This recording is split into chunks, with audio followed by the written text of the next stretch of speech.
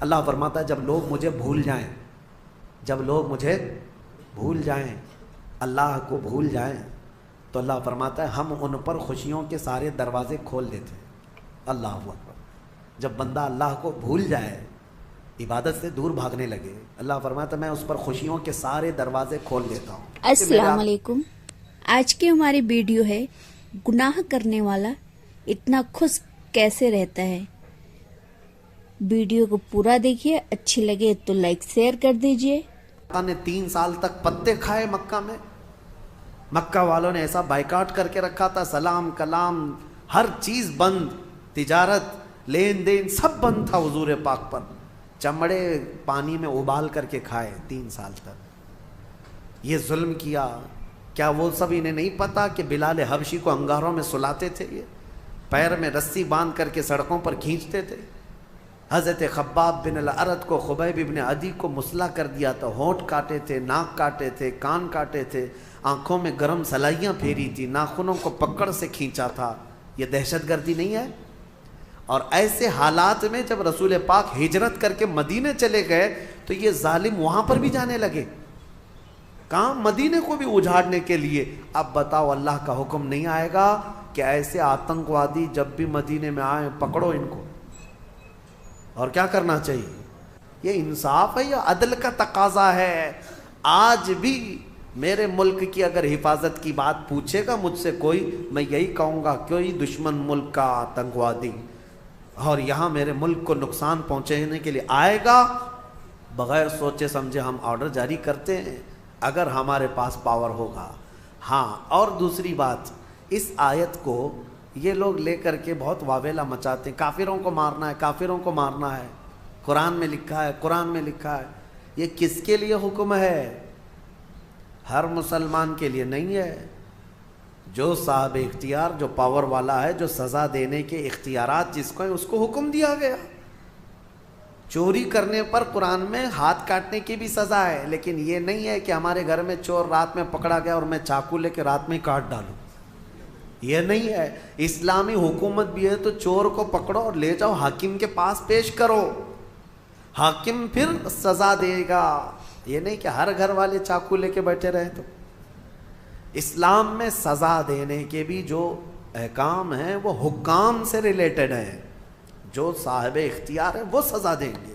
تو بہرحال آپ اس بات کو سمجھیں، بہت مرتبہ میں نے اس کا کلیریفیکیشن دیا ہے کہ قرآن میں جو آیتیں آئی ہیں وہ قتل کے لیے ان کا ایک بیک گراؤنڈ ہے، ان کا ایک پس منظر ہے، وہ ایک خاص وقت کے لیے ہوئی تھی، اس وقت کے کیا حالات تھے یہ سب پڑھنا چاہیے، پھر قرآن پر انگلی اٹھاؤ۔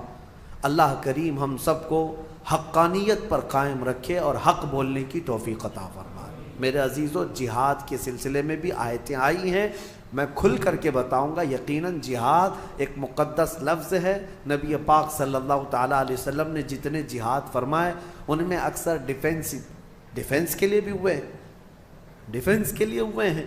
اور کچھ لوگ یہ اعتراض کرتے ہیں کہ انہوں نے زبردستی جو کلمہ نہیں پڑھتا تھا اس کو جا کے مارتے تھے، نہیں، نبی پاک صلی اللہ تعالیٰ علیہ وسلم نے ایسا حکم نہیں فرمایا، اور نہ ہی پوری دنیا کے مسلمانوں کو یہ حکم دیا گیا۔ آج مجھے آپ یہ بتائیں، ہندوستان میں ابھی یہ کہتے ہیں ابھی تمہارا پاور نہیں اس لیے مارتے نہیں ہو، اور پھر جو پاور تھا 700 سال تک تب کیا یہاں کے ہر مندر کو توڑ دیا گیا؟ کیا یہاں کے سارے ہندوؤں کو ختم کیا گیا؟ آج بھی میجورٹی ہندوؤں کی ہے، ہر زمانے میں رہی ہے، اس زمانے میں بھی تھی۔ ہاں، کچھ مندر اگر ٹوٹے ہیں، کچھ مسجد بھی ٹوٹے ہیں، لیکن وہ جنگوں میں آپسی معاملات میں ہو سکتا ہے، ورنہ 1000 سال پرانے مندر بھی آج ہندوستان میں موجود ہیں۔ 1000 سال پرانی جن کی تاریخ ہے وہ آج بھی موجود ہیں۔ بنگال کی سرزمین میں، ہمارے کرناٹک میں جائیں، 800 سال پرانے مندر موجود ہیں۔ ان مندروں کے ساتھ چھیڑ چھاڑ نہیں کیا گیا تھا جب یہاں پر اسلامی حکومت تھی۔ میرے عزیزو، اسلام اس بات کا حکم نہیں دیتا۔ سیدنا عمر فاروق رضی اللہ تعالیٰ عنہ جب بیت المقدس فتح ہوا تو خود چل کر کے گئے تھے۔ میں آپ کو بتاؤں، بیت المقدس میں پہلی اذان ہوئی، نماز ہوئی، وہاں آج بھی ایک گرجا گھر، ایک چرچ ہے بیت المقدس سے قریب، کیونکہ عیسائیوں کی حکومت تھی، عیسائیوں سے مسلمانوں کے ہاتھ میں آئی بیت المقدس۔ تو جب حضرت عمر گئے تو عیسائیوں نے ریکویسٹ یہ کیا، خلیفۃ الرسول اللہ امیر المومنین آئے ہیں، سب دیکھنے کے لیے آ گئے تھے حضرت عمر کو، نام تو سنا تھا۔ تو عیسائیوں کا جو بڑا پادری تھا وہ آ کر کے ریکویسٹ کرتا ہے کہ آپ آئے ہیں تو ہماری چرچ میں بھی وزٹ کریں، ہماری گرجا گھر، ہماری عبادت گاہ۔ حضرت عمر وہاں تک گئے، امیر المومنین، تو عیسائیوں نے یہ کہا کہ آپ یہاں پر نماز پڑھ لیں۔ کون سی نماز؟ ان کی نہیں، مصطفیٰ کریم کی شریعت، ہماری نماز۔ حضرت عمر فاروق رضی اللہ تعالیٰ عنہ نے اندر نماز نہیں پڑھا، باہر نماز پڑھا۔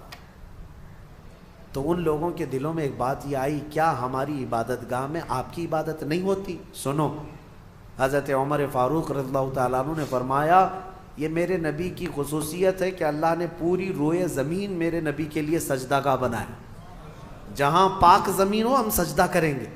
لیکن مسئلہ یہ ہے، دور اندیشی حکمت حضرت عمر کی یہ تھی، فرماتے ہیں اگر میں یہاں نماز پڑھ لوں تو آج کو تو چل جائے گا، بعد میں آنے والے لوگ اس کو میری عبادت گاہ اور میری سجدہ گاہ کے طور پر تمہاری گرجا گھر کو توڑ دیں گے، تمہاری چرچ کو ختم کر دیا جائے گا اور یہ محراب عمر بن جائے گا۔ اور یقیناً بنتا، جہاں حضرت عمر نماز پڑھے ہوں اس کو کیوں نہیں امت برکت کا سبب سمجھتی، محراب عمر بن جاتی۔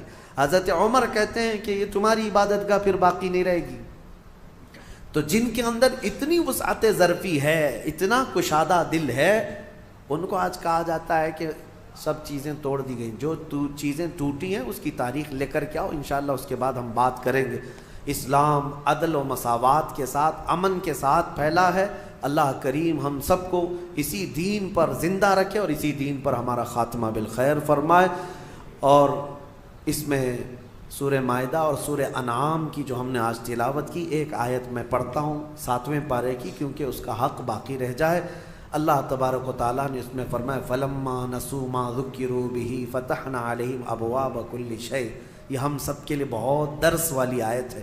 اللہ فرماتا ہے جب لوگ مجھے بھول جائیں، جب لوگ مجھے بھول جائیں، اللہ کو بھول جائیں، تو اللہ فرماتا ہے ہم ان پر خوشیوں کے سارے دروازے کھول دیتے ہیں۔ اللہ اکبر۔